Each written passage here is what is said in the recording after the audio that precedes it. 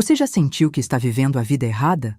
Não errada no sentido de fracasso, errada no sentido de essa não era para ser a minha história.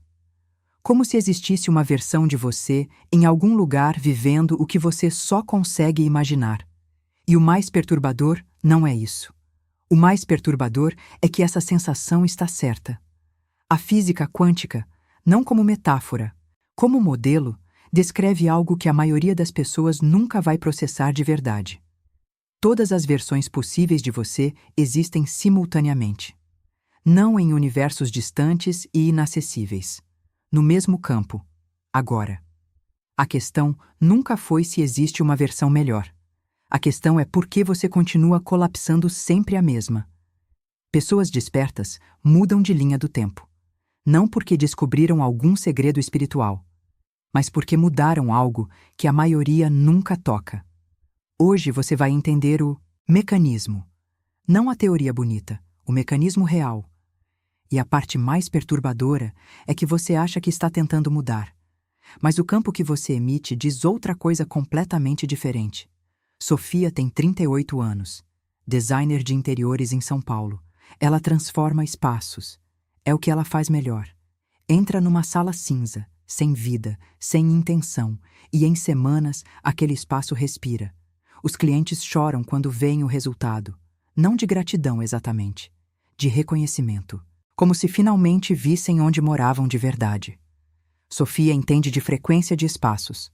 Sabe que uma cor muda um estado, que uma textura muda uma memória, que a luz de uma janela pode mudar como alguém se sente às 7 da manhã. Mas existe um espaço que Sofia nunca conseguiu transformar, o seu interno. Não por falta de tentativa. Ela leu, estudou, fez terapia, fez imersões, conhece seus padrões de cor de alma melhor do que a maioria. E mesmo assim, toda segunda-feira, ela acorda com a mesma sensação. O peso não saiu. Como se o fim de semana inteiro tivesse sido uma pausa e a vida real voltasse pontualmente às 7 horas da manhã de segunda.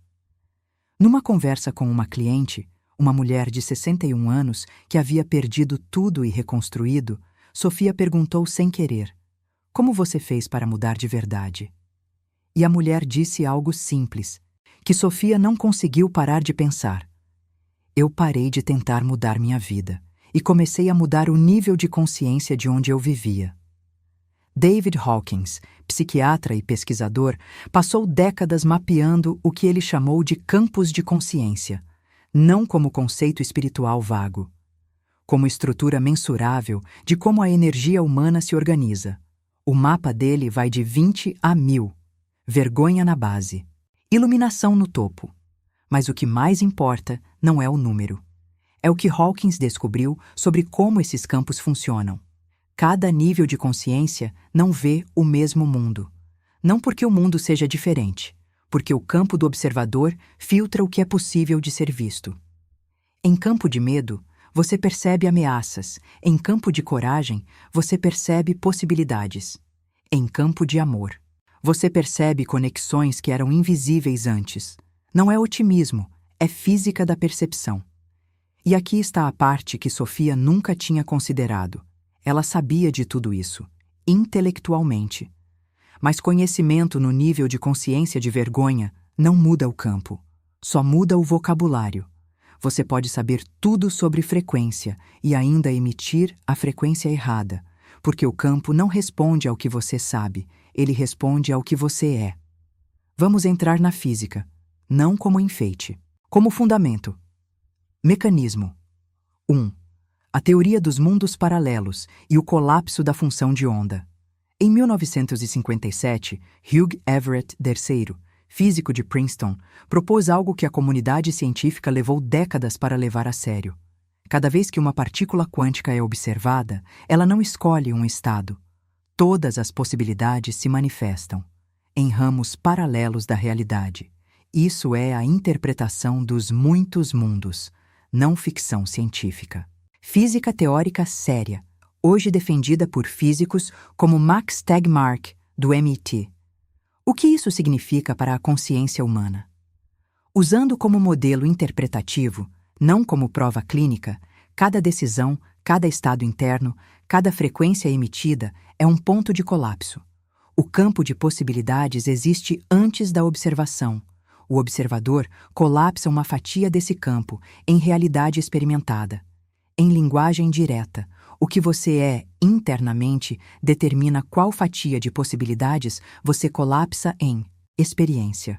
Sofia sempre acreditou que estava tentando mudar sua realidade, mas ela colapsava sempre da mesma frequência.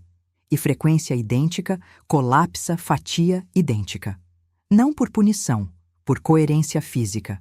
Você não pode acessar uma linha do tempo diferente operando no mesmo nível de consciência que criou a atual.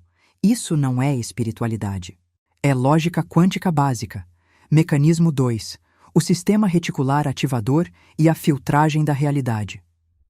O cérebro recebe aproximadamente 11 milhões de bits de informação por segundo. A consciência processa cerca de 40 a 50. O resto é filtrado. Por quê? Pelo sistema reticular ativador, o SAR. Uma rede neuronal no tronco cerebral que decide o que chega à consciência baseado em um critério simples: o que é relevante para as crenças e estados predominantes desse sistema. Em linguagem direta, se você opera em campo de escassez, o SAR filtra evidências de abundância como ruído de fundo. Elas existem. Você simplesmente não as percebe como reais. Sofia passava por oportunidades toda semana. Conversas que poderiam ter mudado seu negócio. Pessoas que teriam sido conexões transformadoras. Mas o SAR, calibrado em frequência de inadequação, processava essas possibilidades como não relevantes. Não porque não existissem, porque o instrumento de medição não estava configurado para captá-las. As oportunidades da sua versão desperta já existem no seu campo. Você simplesmente ainda não está calibrada para vê-las como reais. Mecanismo 3. A neuroplasticidade e o loop de identidade. O cérebro é plástico. Isso não é metáfora motivacional. É biologia estabelecida. Neurônios que disparam juntos se conectam juntos. Cada pensamento repetido fortalece uma via neural. Cada estado emocional repetido esculpe uma arquitetura. O problema não é a plasticidade. O problema é o que foi esculpido. Pesquisadores como Joe Dispenza, baseado em neurociência e física quântica aplicada, documentam que a maioria das pessoas pensa os mesmos 60 a 70% de pensamentos todos os dias. Isso não é falta de criatividade. É o loop de identidade operando. O sistema não procura o novo. Ele procura confirmação do que já é. Sofia acordava todo dia querendo um dia diferente. Mas a arquitetura neural construída em 38 anos processava o novo como ameaça e o familiar como segurança. Mesmo quando o familiar era exatamente o que ela queria mudar. O loop da identidade tem uma lógica interna. Se eu mudar, quem serei? Se eu deixar isso ir, o que fica? Se o padrão sair, o que me define? Essa não é fraqueza. É eficiência neurológica. O sistema protege o que conhece, mas eficiente não significa correto. E proteger não significa servir. Mudar de linha do tempo exige que você se torne, neurologicamente, uma pessoa diferente da que criou a linha atual. Não metaforicamente, literalmente. Mecanismo 4. O condicionamento da infância e a frequência de base. Muito antes de Sofia entender o que era consciência, seu sistema nervoso já estava aprendendo o que é seguro para existir. A pesquisadora Sue Gerhardt, em seu trabalho sobre desenvolvimento afetivo precoce, documenta que os primeiros anos de vida estabelecem o que ela chama de regulação basal do sistema nervoso. Em linguagem simples, o quanto de existência é permitido. Sofia cresceu numa casa de realizações. O pai, engenheiro. A mãe, professora. Amor real, mas amor com condição implícita. Você é amada quando entrega. Você é vista quando produz. Você é segura quando não ocupa espaço demais. Isso não foi dito em palavras. Foi dito em silêncios, em olhares, em como o clima da casa mudava quando ela pedia demais. O sistema nervoso de Sofia registrou: Existir plenamente é perigoso, querer demais afasta, ser grande demais ameaça o amor. 38 anos depois, a designer que transforma espaços dos outros ainda não se permite ocupar o espaço que é seu. E aqui está a faísca. Se isso foi aprendido antes dos 7 anos, o campo pode ser reprogramado, não por força de vontade, por algo mais preciso e mais profundo do que isso. Sofia estava num projeto grande, o maior da carreira, uma cobertura no Itaim, cliente exigente. Orçamento sem limite, liberdade criativa total. E ela travou. Não tecnicamente, ela sabia exatamente o que fazer. Ela travou porque pela primeira vez o projeto era grande o suficiente para provar o que ela mais temia, que era capaz. Enxergar isso custa algo. Custa o conforto da narrativa de que o problema é externo. O mercado, os clientes difíceis, a economia, o timing errado. Quando você percebe que o obstáculo é interno e sempre foi, o chão desaparece. Porque agora você não pode mais culpar o mapa. O mapa era você. E então vem a crise de identidade real. Se eu não sou meus bloqueios, se eu não sou minha escassez, se eu não sou o teto que criei, quem sou eu? Essa pergunta é mais perturbadora do que parece. Porque para muitas pessoas, a identidade está tão fundida com o padrão de limitação que expandir parece perder a si mesmo. Nesse ponto, existem 3 rotas. Rota A: recuar, diminuir o projeto, encontrar uma razão técnica para o cliente, voltar ao tamanho que o sistema conhece como seguro. É o mais comum e é o mais caro no longo prazo, porque o campo registra: eu não sou capaz disso, e colapsa a próxima linha do tempo a partir dessa certeza. Rota B: ficar presa. Entender o mecanismo intelectualmente, saber que é um padrão de infância, nomear com precisão clínica e não mover 1 centímetro. O cinismo do desperto que sabe, mas não integra. Já sei disso. Como se saber fosse suficiente para mudar o campo. Rota C: atravessar. Não lutar contra o padrão, não suprimir, não fingir que não existe, mas criar, deliberadamente, uma frequência diferente a partir do interior do padrão. Sofia estava no escritório às 23 reais. Pranchas espalhadas, café frio, tela em branco. E em vez de tentar forçar a solução, ela fez algo que nunca havia feito. Parou. Não para descansar, para sentir o que estava acontecendo por baixo do travar. E o que ela encontrou não foi medo de falhar. Foi medo de provar que era capaz. Porque se provasse, não teria mais desculpa para não ocupar o espaço que sempre soube que era seu. E pela primeira vez em 38 anos, ela sentiu o tamanho real do que estava pedindo permissão para ser. E é exatamente aqui que a maioria falha. Porque acha que precisa lutar contra o padrão, quando, na verdade, o campo pede o oposto: presença sem resistência, expansão sem violência. E como fazer isso? 3 etapas, não são rituais. São tecnologia de consciência. Etapa 1, calibração. Onde você realmente está no campo. O que é, antes de mudar de linha do tempo, você precisa saber de onde está colapsando. Não onde você acha que está, onde o campo diz que você está. Porque importa. Psicologicamente, a maioria das pessoas se avalia pelo que pensa, não pelo que sente no corpo. O campo não opera no pensamento. Opera no estado. Fisiologicamente, o coração emite um campo eletromagnético mensurável de até 1,5 metro ao redor do corpo. O Instituto HeartMath documenta que esse campo reflete o estado emocional predominante, não o desejado. Espiritualmente, no modelo de Hélio Couto, usado como leitura vibracional, não como prova clínica, o campo que você emite é o parâmetro que o campo maior usa para organizar o que chega até você. Como fazer? Escolha uma situação que você quer mudar na sua vida. Não pense nela, sinta-a. Onde ela aparece no corpo? Qual é a qualidade desse estado? Aperto, vazio, peso. Agora nomeie com honestidade.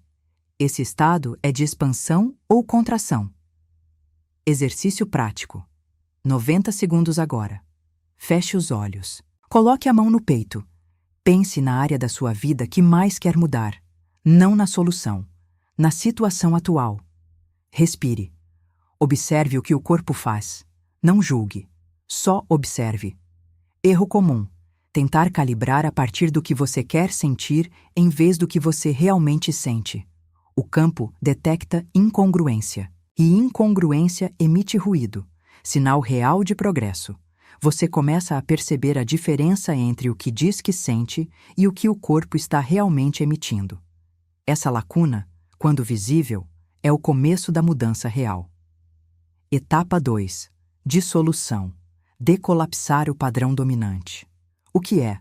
Mudar de linha do tempo não é adicionar frequência nova sobre a antiga. É dissolver o padrão que colapsa a linha atual. Por que importa? Psicologicamente. O que chamamos de bloqueio é um padrão neural com carga emocional não processada. Peter Levine, no modelo de Somatic Experiencing, documenta que o sistema nervoso mantém padrões de ativação até que a experiência original seja processada. Não suprimida, processada. Fisiologicamente, padrões não dissolvidos mantêm o sistema nervoso em modo de alerta crônico. O cortisol basal elevado fecha o córtex pré-frontal, a área responsável por criar possibilidades novas. No modelo de Hélio Couto, o padrão dominante é a frequência de referência. O campo organiza o que entra e o que sai em torno dessa frequência. Para mudar o que o campo atrai, a frequência de referência precisa mudar. Como fazer? Os 3 movimentos. Movimento 1. Localizar sem julgar. Identifique o padrão específico que quer dissolver. Não a história sobre ele, o padrão em si. Movimento 2. Sentir até o fundo. Em vez de evitar a sensação associada ao padrão, deixe-a estar completamente. Padrões mantidos pela evitação se dissolvem pela presença. Movimento 3. Liberar sem forçar. Uma frase dita internamente com genuinidade. Eu reconheço esse padrão, ele foi necessário. Já não preciso dele para estar segura. Exercício prático. 2 minutos agora. Pense no padrão que mais repete na sua vida. O que você faz toda vez que a expansão aparece? Sinta onde isso está no corpo. Deixe estar, sem mudar, sem resolver. Apenas presente com ele. Erro comum: tentar dissolver o padrão na intensidade da crise. A dissolução acontece no estado de presença tranquila, não na urgência emocional. Sinal real de progresso. O padrão ainda aparece, mas com menos força, e você o reconhece antes de ser capturada por ele. Etapa 3. Colapso intencional. Emitir a frequência da linha que você quer acessar. O que é? Não visualização positiva, não afirmação. É o estado de ser, antecipado com precisão, da versão de você que já existe na linha do tempo que quer acessar. Por que importa? Psicologicamente, o cérebro não distingue com precisão entre experiência vivida e experiência sentida com intensidade suficiente. Pesquisas em neuroimagem mostram ativação similar de circuitos quando a experiência é real ou profundamente imaginada. Fisiologicamente, o corpo em coerência cardíaca, quando coração e córtex pré-frontal operam sincronizados, emite um campo diferente. Esse campo recalibra o SAR. O que antes era filtrado como impossível começa a ser percebido como disponível. Usando a analogia quântica de Everett, o observador colapsa a função de onda. Mudar o estado interno antes de mudar a circunstância externa não é pensamento mágico. É operar a lógica quântica de dentro para fora. Como fazer? Feche os olhos. Não pense na sua vida desejada. Sinta como você seria, não o que teria, na versão que quer acessar. Como você respira nessa versão? Como seu corpo se posiciona? Qual é a qualidade do silêncio interno? Não é visualização de conquistas, é habitação de estado. Exercício prático. 2 minutos agora. Pense na área da sua vida que mais quer transformar, não na solução, no estado de quem já atravessou. Como ela respira? O que o corpo dela faz que o seu ainda não faz? Entre nesse estado. Mesmo que por 90 segundos. O campo registra direção, não perfeição. Erro comum. Tentar fazer isso quando já está em estado de contração ou urgência. 2 minutos de manhã, antes de verificar o celular, valem mais do que 1 hora de visualização em crise. Sinal real de progresso. Você começa a notar que pessoas, situações e conversas diferentes começam a aparecer no seu campo. Não porque a realidade mudou de fora, porque o SAR, recalibrado, passou a perceber o que sempre esteve lá. Sofia entregou o projeto. Não porque superou o medo, mas porque entendeu que o medo não era sobre o projeto. Era sobre quanto espaço ela estava autorizada a ocupar. E quando ela parou de pedir permissão para ser grande, o campo reorganizou, não de forma dramática, de forma silenciosa e precisa. O cliente indicou 3 outros projetos. Uma parceria surgiu de uma conversa que ela normalmente teria evitado. Uma oportunidade de ensinar o que sabe, algo que ela nunca havia considerado real para ela. Essas coisas sempre estiveram disponíveis no campo. O SAR calibrado em inadequação simplesmente não as processava como reais. Quando a frequência muda, não é a realidade externa que muda primeiro. É o filtro de percepção. Mudar de linha do tempo não é encontrar um atalho espiritual. É se tornar, neurologicamente e vibratoriamente, a versão que pode colapsar uma realidade diferente. E isso não acontece de uma vez. Acontece em cada momento em que você escolhe o estado de expansão sobre o estado de contração. O campo de possibilidades não está esperando você merecer, está esperando você calibrar. Agora uma pergunta para os comentários. A. Você reconhece o padrão que colapsa sempre a mesma linha do tempo? B. Você já sentiu que estava próxima de uma versão diferente, mas algo te puxou de volta? C. Você já mudou de linha do tempo de verdade e pode descrever como foi? Deixa nos comentários, não como relatório, como mapa para quem vem depois de você. No próximo episódio, vamos entrar no que acontece quando você muda a frequência, mas as pessoas ao redor sabotam o novo campo, o que a neurociência chama de regulação codependente, e como atravessar isso sem perder as conexões que importam. Eu sou Frequência Rara. Aqui, a ciência encontra o que a mente ainda não sabe nomear. Até o próximo campo.